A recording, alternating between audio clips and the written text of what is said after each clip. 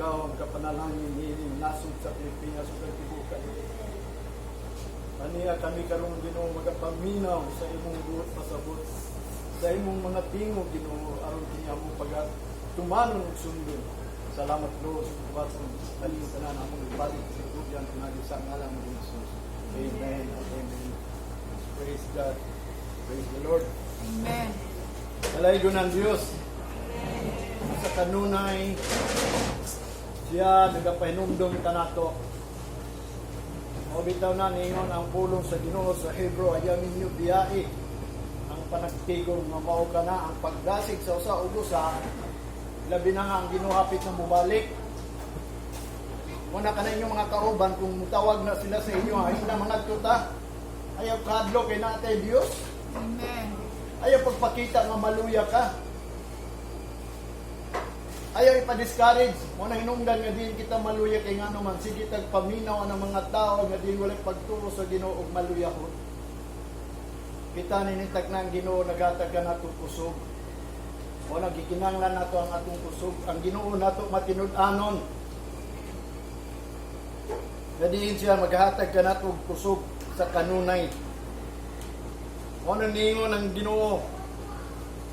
Ngadto kang salmista David sa Kapitulo 31,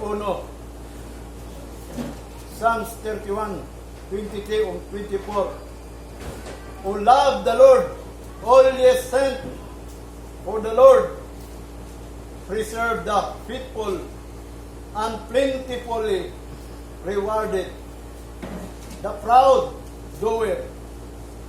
Sa 24, be of good courage, and He shall strengthen your heart. Only hope in the Lord. Ano niya akong gingong kaninyo, wala natin laing paglaom.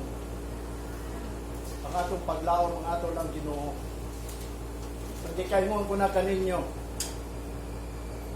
ang Diyos ay maga tabang kanato. Kay siya ang atong katabang. Siya atong dalampanan. Siya atong refuge, a very present help in trouble. Kining naitabo karon nato. Ay sulat na ni. Aning giingon nila pestilence. Mao kaniya ang gipadala sa Ginoo aron ang tanan mga anak sa Ginoo nga kaila sa Ginoo maghinulsol. Mausab na dito sa panahon ni Moses nga diin gipadala sa Ginoo sa mga katawhan niya ang pestilence aron magreforma sila. Ug sa diha niabot sa panahon ni David gipadala ang pestilence aron magahalad si David pag-usab kay ang iyang amahan adunay halaran nga dili makinun-anon. Maninungdan ang propeta ningon kang Samuel, si Samuel nagingon ang King Saul, obey is better than sacrifice. Mabita hinungdan si Samuel si King Saul nga ang Ginoo nagbasol kaniya. Unya sa diha nga si David mo inipuli ug wa niya nahibawan nga diin diay aduna sila paghalat nga walay pagtuman sa Dios. Muna hinungdan si David. Matod pa sa ako gibasa tumiaging Domingo nga diin gipadala niya ang pestilence kanila kay tungod kay sila wala na nagahalad sa tinuod nga paghalad. Morning ningtag na ako mag-ingong kaninyo og dugang. Aning pestilence nga nahitabo kanato nga diin mao kani ang gitawag kong pandemic kay kini na hitabo naman sa tibuok kalibutan. Mao kani ang warning sa Ginoo. Warning. The last warning. Gipadala ang pestilence para sa mga tao nga halad sa Ginoo, nangalagad sa Ginoo nga diin gilapas nila giundang nila ang mga paghalad at tinuod. Mawit na nang mingon ko kaninyo karon, kung magpahinumdog tukar ninyo karon, na kining pestilence na itabo. Mauna niya ang katapusan sa pagpahinumdom sa Ginoo nato. Mamatod pa ni Jesus Christ sa Matthew. Madin, gihimo niya ning ilhanan. Kining last warning nga gihimo niyang ilhanan. Aron para sa mga tao maginulsol. Nga kita tagaan sa Dios og panahon o higayon. Mabito hinungdan ningon siya sa Matthew 24 verse 6, and all these things must come to pass, but the end is not yet. Mo ni takna karon. Pangayo na to sa Ginoo nga undangon niya ning pestilence. Uban sa atong pagpanaad sa Ginoo. Adi magrepenta. Mag-usab ta. Kay mao na ni ang last nga din mao kani ang ato ang panulundon ug sumbanan nga giingon. Nga ang mga tao sa Dios nangalagad ug nahitabo kanila ang mga pestilence tungod sa ilahang pagkagahi sa ulo. Maninungdan ningon ang Ginoo sa diha makadungog mo sa tingog sa Ginoo ayon ninyo paghahiya kasing-kasing. Ninintak na ako magingon kaninyo. Alang sa tanan mga nangalagad sa Ginoo ilabi na ang mga laborer sa mga harvest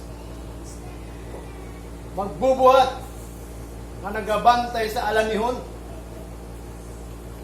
Pangayo mong chance karon. Pangayo tag chance. Sama sa Israel, sa diya nakita na ko sa YouTube, ilang tingog ang trumpeta. Tingog sa pag-usab. Dunay sa katao nagsinggit nga mag-usab daw sila. Dili lang kay sila kita usab. Watay mahimo ini kay ang Ginoo nagpadala ini, ang Ginoo nagbuhat niini, ang Ginoo nagtugot niini. Busa ang Ginoo atong hangyon nga diin iya kaning undangon. Pinaagi sa ato ang pagpanaad. Ingon pa ang dugo daan tugon sa panahon sa mga propeta. Kinsa daw maayo kanato og sorry. Kinsa daw mo atubang kanato sa diha pawa ni ani si Jesus Christ. Ingon ni Isaiah, ang Ginoo nangita og tawo nga magapataliwala kanato og sa Dios. Og siya walay nakita. Matod pa niya ni Isaiah, ug dili ko masayop sa 5:1. Dagan mo dito sa kadalanan. Kung aduna ba'y tao nagapatuman ining hukom sa Ginoo, kung nagabuhat og matarong sa tubangan sa Ginoo, kay siya akong pasayloon. Kung wa may nakita sa Ginoo karon initag na atong sa aran ng Ginoo, kay siya buhi og dako ug tinuod nga Ginoo. Kining nahitabo nato mao kani ang gisulti ni Jesus Christ. Ug dunay pulong nga gingon diri sa New Testament. God is not a mock. Ang Dios dili mabiyay-biyayan. Kani atong gialagaran karon. Pasalamat nga gipadala kini ang pestilence aron kita mahinumdom sa Ginoo. Kita ang mga nangalagad sa Ginoo. Mga pastors, mga ministers, o mga priest. Kita ang mga mensahero sa Ginoo nga nagadala sa kahibalo sa Ginoo. Nga ang atong wisdom, nga nahibawan nato nga ang Ginoo buhi o ang Ginoo muluwas nato sa panahon sa katalagman. Aniya ta karon. Sampito na to ang Ginoo nga tabangan ang atong hari. Tabangan ang atong presidente. tabangan ang atong mayor, bisan ang nagabantay nining mga barangay. Kaya ang Diyos nagingon, matod pa ni Salmista David sa Psalm 127:1, kung ang Diyos dili mo ang magbuhat sa balay, ang nagbuhat kawang lamang. Ug ang Diyos dili mo imubantay nining syudad, ang mga magbalantay walay pulos. Busa ninitak na atong sampiton ang Ginoo nga diin siya ang mubantay. Ang Diyos nato nga mo'y nagbuhat sa langit ug sa yuta, wala hinungdan ningon siya sa mga katawan niya itong unang panahon. Ang nasod nga dili maminaw sa tingog sa Ginoo malaglag, ingon usab ang mga katawan sa Dios. Ug si Isaiah mingon, ang nasod di mga lagad sa Ginoo, mga laglag sila. Busa kita nga nasod sa Pilipinas, ang Ginoo nagapanalangin na nato kaniadto pa. Wala hinungdan kita na himong Christian mission. Wala hinungdan nga kita ditawag nila mga Kristohanon tungod sa panalangin sa Ginoo nga gibilin niya diri. Nga sa diha nahitabo nga diin ang mga ang mga Israelites nanagang diri. Sa panahon ni Hitler, dunay mga Israel, mga Hudiyo nga nanagan sa Pilipinas o gidawat ni Presidente Quezon. Mao ba itong nagdawat kaniya? Gidawat sila kay si Jesus Christ nag-ingon na daan sa mga tao nga iya sa Ginoo, kung musulod kamo sa mga syudad o kamo dawaton o dalitan kamo o pagkaon kauna ninyo, o ging na sila nga nidawat kanimo ang kalinaw anaa kaninyo, o sila kuno moingon usab ang kalinaw naa kaninyo usab. Paninungdan kita sa panahon sapon nakabaton tag kalinaw. Muna nahimot ang Christian nation. Kung ningon siya sa unahan, kung ang syudad nga inyong pagasudlan unya dili sila modawat kaninyo, ingon pa ni Jesus Christ, panggula kamo sa dalan, ug ing na sila bisan ang abog niya ang syudaran na pilit sa inyong mga sapatos, itaktak ka na sila aron sila pagalaglagon sa Ginoo, ug mas maayo pa kanila ang Sodom ug Gomora kaysa mahitabo kanila. O bitaw nang pahinumdum ko kaninyo tanan mga pastors diri sa Pilipinas, kinsa may mga yugsuro niini, kamong nangalagad sa tinuod ug buhi nga Dios, kinsa may mutabang kanato, ayaw mo panago, ipayla ang atong Dios nga buhi.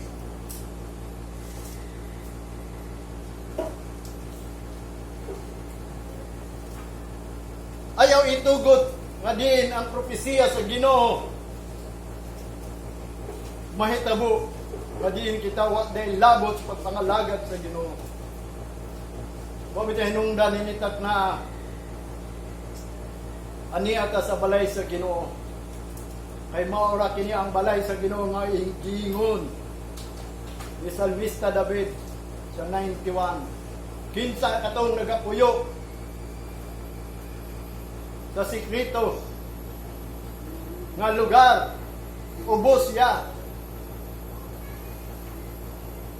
sa landong sa atong makagagahom. Bisan moabot ang mga pestilence, panalipdan siya kay kita anaa sa balay sa Ginoo. Ayaw baliktaran ninyo ang pulong sa Ginoo sama sa mga eskribag parasyo nga giingnan ni Jesus Christ, mga faithless nation, perverse generation nga ilang gibaliktad. Ingon ni St. Paul, maabot ang panahon na adunay mobaliktad sa mga pulong sa Ginoo. Baliktaron nila Ang pulong sa Ginoo wa nagisgot may tungod sa balay sa tao. Kundili may tungod kini sa iyang balay. Mao bitaw na hinungdan ang Isaiah Kapitulo 26, versikulo 20.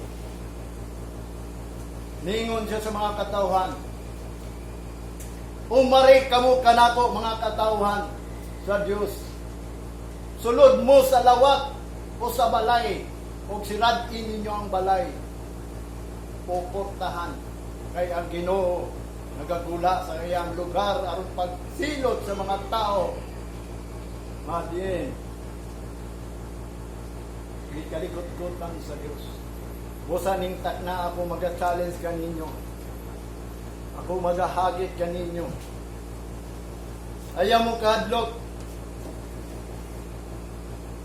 Kay ang Ginoo nagingon sa 2 Timothy Kapitulo 1, versikulo 7. For God hath not given us the spirit of fear, but of power, and of love, and of sound mind. So tinuod lang ang Ginoo wa naghatag kanato og espiritu sa kahadlok undili gahom, gugma, ug ang malinawon nga nahunan. Ay nga naman ang Revelation chapter 21 verse 8. Alang sa mga dalawan, mga homosexual, mga adulterous, mga sorcerers, mga liars, alang kanila mo ang impierno na walay katapusan. Busa, pangayuwa sa Ginoo nga ikaw hatagan o espiritu sa kaisog sa pagsulti nining kamaturan. Ayaw mo kahadlok. Kay ang Ginoo nga atong giwali, mao ka na ang nagbuhat sa langit ug sa yuta. Labaw na kanato. Siya ang magbuot sa tanan, mahitabo kanato kung kita magsalig kaniya. Aduna tay kasiguruhan. Busa mo magingon kaninyo kining pestilence atong pangayoon sa Ginoo nga undangon niya. Amen. Sa mga gihingon ni Salmista David, niya atong panahon sa diha nga gipadalaan siya og pestilence ato ning balikon. Unsaon nga ang Ginoo mo paundang ini sa diha kita mangayog pasaylo pag-usab. Ug atong ingnon ang Ginoo, Ginoo among usbon ang tanan pamaagi. Mga butang nga wa kay maya nimo. Kay kami nagtuo nga ikaw nagabisita kanamo. Kay kami mong gibuhat ubos lamang sa mga manulunda. Gikoronahan mi nimo og paghinmaya og pagtahod kanimo. Usa ninitak na ang Ginoo. Tabangi mi, hatagi mi chance. Bisan kining ilhanan nga din mao kaniya ang warning nimo. Na undangon nimo. Kay dili pa man kini ang katapusan kundi mao kani ang sinugdanan sa among pag-usab nga hangtod sa imong pagbalik. Nga bisan kaning moabot nga dakong kalisdanan nga igon ni Jesus Christ aron kita makaatubang niini kaning great tribulation nga wala pa ni mabuhat sukat pagtukod sa kalibutan nga diin kini mahitabo o dili na mahitabo pag-usab. Una mo balik ang anak sa Dios. So aduna tay atubangon. Subusa nining pestilence nga iyang gipadala usa lang ni ka-warning pero katapusan ni mo ni hinungdan atong pangayoan sa Ginoo karon. Ayaw mo biya sa balay sa Ginoo. Kaya ang Ginoo nagapaminaw lamang sa mga tao nga naa sa balay niya. Kaya wa siya naghisgot ug nagpawali sa mga magwawali nga ayang iwali ang balay sa mga tao. Mo bitaw hinungdan ang libro ni Hagay nagpahinumdom kanato nga din ang Ginoo wa na nahimuot. Ang Hagay Kapitulo 1 Madiin ni kanyo ng mga tao panahon na nga magbuhat ang atong balay. Samantalang ang balay sa Ginoo nagakatibulaag. Manahinungdan ningon ang agay. Pagdala kamog kahoy ug tukuran ninyo ang balay aron ang Ginoo mahimuot. Mao na tanan mga magwawali. Kabalo ko nga diin kana inyo nang nabasa. Mao bitaw na niningtat na sakit man sa inyong panumduman. Sakit man ang gisulti sa usa ka alagad. Apan ikalipay kini kay ang Ginoo na higugman ninyo. Diin siya nagabadlong kanato. Magtirbangay ta. Kaya ang Ginoo nangita sa mga tao ni atong matinud-anon. Kung ikaw isa nga pinadala sa Ginoo ninitak na karon, magtinabangay ta. Pangayoon na to sa Ginoo kitang mga ministro, mga pari, mga pastor, nga undang mo ni sa Ginoo kining pestilence. Because kining pestilence para ni sa mga nangalagad sa Ginoo. Nagadala sa pulong sa Ginoo nga diin. Nakalimot na sila sa ilang obligasyon nga sila usa ka laborer diha sa mga anihon. Unsa may unya anihon sa mga manulunda kundiin kita gitugyanan aron pagbantay anang mga anihon. Mo na hinungdan ningon si Jesus Christ. The harvest is plenteous, but the laborer is few. Among tanan mga harvester o laborer aron pagbantay anang mga nangalaos na sila. Muna inungdan. Ang Ginoo nagpadala ka na kong warning. Muna ang Ginoo nangita kung kinsay mo plead. Mangayog suri alang kanila.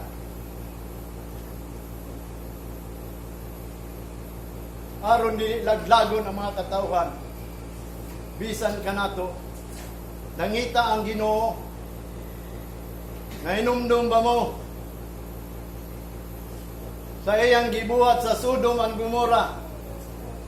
Kung doon nalay 50 nga din nangalagad sa Ginoo, giingnan niya si Abraham, dili niya laglagon ang Sodom and Gomorrah, pinaagi sa kalayo. Kita sa tinod, kining nasod sa Pilipinas, laglago ni dili man sa kalayo, kung dili niining pandemic. Ayaw itugot malaglag ni. Kamong mga alagad sa Ginoo, uban kanako, ang Ginoo nangita, aron dili niya itugot nga din ang mga tao diri sa nasod sa Pilipinas nga nakaila og Dios. Nga diin kini nasod sa Pilipinas di panalanginan. Mo nang hinungdan ang pulong sa Ginoo mikuyanap diri sa Pilipinas. Nga diin mga tao nga nagila sa tinod ug buhay nga Dios. Karon maghangyo ko kaninyo. O baniko paghangyo sa Ginoo nga undangon niya ni kasakitan sa mga katawhan. Ay sila wa masayod nga nung gipadala ni sa Ginoo apan kamo mga ministro, kamo mga pastors, mga pari, nahibaw mo usa niningtag na ako magaingon kaninyo. Kay ang Ginoo nagaingon kang Abraham may tungod sa Sodom and Gomorrah kung do na may 45, 40, 35, 30 hangtod miabot sa 20 o 15 na isulat na mahitungod sa Sodom and Gomorrah. Dili niya sunukon. Mao na kitang tanan. Ayaw itugot nga ako ra isa. Ako nagtuo nga kamo adunay pagtuo. Ako nagtuo nga kamo nangalagad sa Ginoo. Kung doon naman tayo kasalanan sa Ginoo karon. Kung nalapas man nato ang balaod sa Ginoo, pangayoon nato sa Ginoo, aron nato ning usbon. Busa ako nagangyo kaninyo. Ang Ginoo tinuod. Ang Ginoo buhi ug gamhanan. Siya nagbuot sa tanang katalabman diri. Mao kani ang last nga warning sa Ginoo nato apan kining tanan dili magdugay. Aron kita hatagan og chance. Aron nining umalabot nga dakong kapaitan kalisdanan ato ning masagubang pinaagi sa panahon nga iyang ihatag nato. Aron makabot nato ang hingpit nga giingon ni San Pablo